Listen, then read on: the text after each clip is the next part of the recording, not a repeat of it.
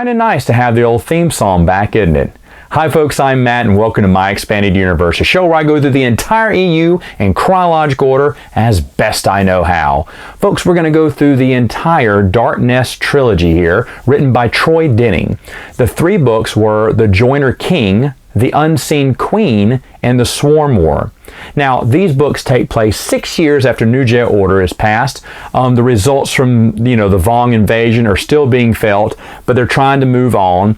And there is something that I have to back up and tell you about that happened in Star by Star. A lot of things happened in Star by Star, but one of the things was Lomi Plo and Welk, the two Dark Jedi students from the Shadow Academy, which I told you we never saw in the Young Jedi Knight books, but were supposedly part of that group, which I'm fine with. They had actually captured Raynar Thul, escaped in a ship, but later on it crashed. Now, you just assumed, or at least I assumed, they were dead. Now, whether Troy Denning actually intended them to be dead for real, or he was going to bring them back, I have no idea. He hasn't indicated either way that this was thought out, or just kind of last minute going, hey, I didn't say they were dead, so maybe I can bring them back. Whichever way it was, they crash on this planet where these insect race called the Killiks bring them back to health, and of course bring them and kind of fold them into their own colony. And as they become part of the sect now, they have, of course, the Force in them, and so the Killiks share a kind of a Force connection, and they start getting an aggressive nature. Now, Raynar does not know about Lomi Plo and Welk. They have kind of formed their own little, what's called a dark nest. And it's kind of the subconscious of the whole colony. And so Raynar is kind of leading it, but again, he doesn't know that it's being influenced by these two Dark Jedi. And this is why the Killiks have suddenly got aggressive. And they're getting aggressive in Chiss space, which of course is not making the Chiss very happy. So Jag is tasked with going ahead and stopping this Killik invasion. Now, the Galactic Alliance is also getting involved here, and you're going to have, a lot of moving pieces here as opposing sides are starting to form. In fact, Jaina is actually opposing Jag, and they're on two sides of this war right now. The Chiss do not like their advancing, and the Killiks think they have to have their own world, and so the Galactic Alliance is kind of looking at both sides going, wait, let's talk about this for a minute. So it creates kind of a conundrum on all three fronts here, because, the Chiss haven't been necessarily the friendliest people in the galaxy. They kind of keep to themselves, so I kind of like this. Now, Saba Sabatine is in this, which is Troy Denning's one of his best creations, character creations he's ever made. I loved Saba Sabatine in New Jedi Order, and so to have her a part of this trilogy was really fun too. Now, during the first book, Luke is basically trying to implore. They didn't know that Raynar Thul was alive. It was a big surprise to me. This guy was a generic kind of like bully from Young Jedi Knights, and now he's leading a whole race of insectoid aliens, and he's kind of partially kind of warped a little bit, like he's a little insectoid himself now, which is kind of creepy when you think about it. And I like this about Raynar Thul. I like his little story arc here. Now, he has no idea that the Dark Nest is doing things that are, underhanded and, diabolical. In fact, when Luke and Jaina and everyone are offering him proof about this, what happened, he's making up different, they think he's just denying.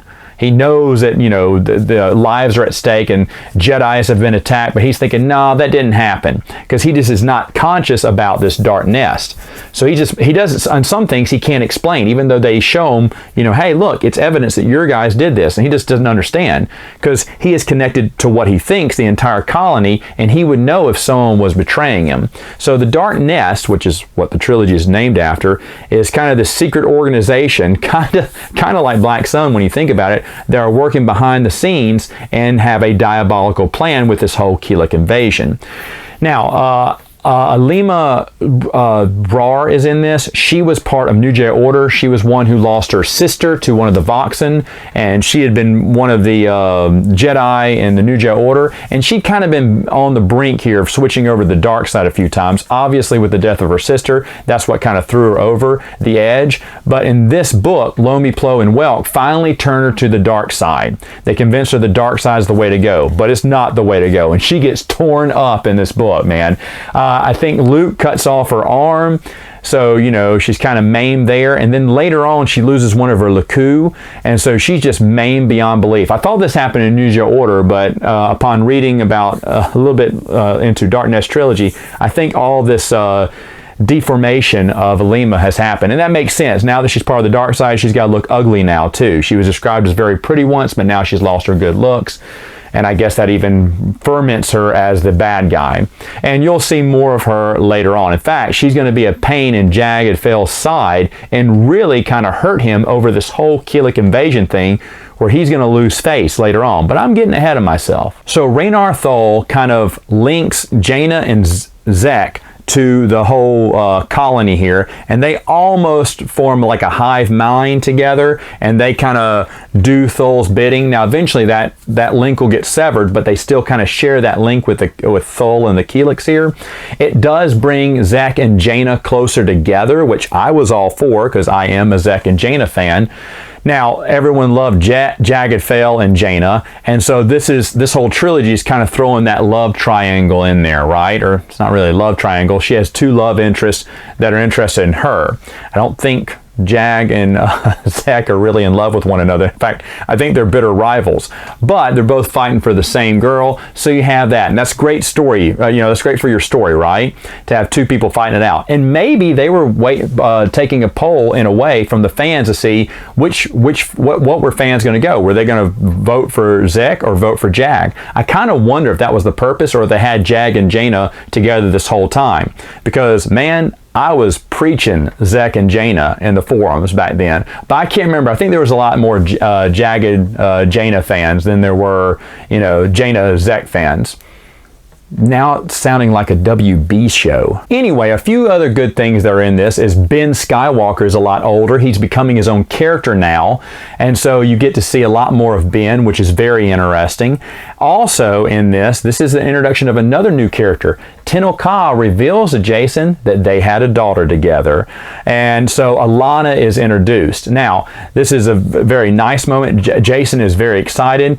By the way, what's going on with Jason? He's been actually studying the Force, and he's been going to all these weird places that are in the expanded universe, a lot of them from West End Games, and he's been studying different Force techniques. In fact, he's doing stuff that Luke has never seen before, and Luke's kind of surprised. I think at the very beginning, he's messing around with some kind of computers or something, and Luke's kind of like, stop that. What are you doing? You know, like, how'd you learn that? He'd never seen that before. So we're seeing it's setting up the path for the next series, Legacy of the Force. So Jason has become this guy who was in New Jedi Order at the very beginning, swearing not to use the Force, is now a very knowledgeable Force user and is learning things that even Luke doesn't know. And that's kind of weird and kind of, you know, foreboding at the time. Of course, I was kind of happy. I thought that was kind of funny that he knew some stuff that Luke didn't.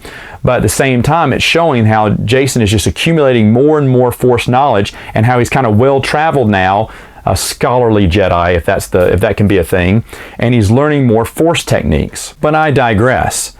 Meanwhile, on Hapen, it seems like Ta Chum, who is Tenel Ka's grandmother, is up to no good again, and she wants to assassinate Alana. Yes, she wants to assassinate her heir. She does not want that to be the heir, because she's going to be too much like her mother, who is uncontrollable.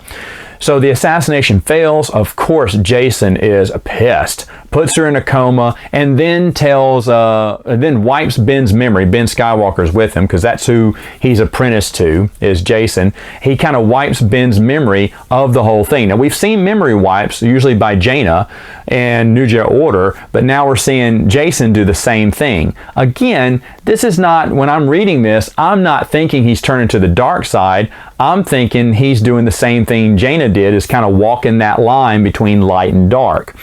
But he erases his mind of Alana. There is no Alana, and nothing happened here. So, and Ben never realizes that he's been mind wiped. At the same time, what's going on with the Jedi Order? Well, they decide that they don't just need Jedi Master Luke, they need to call him the Grand Master.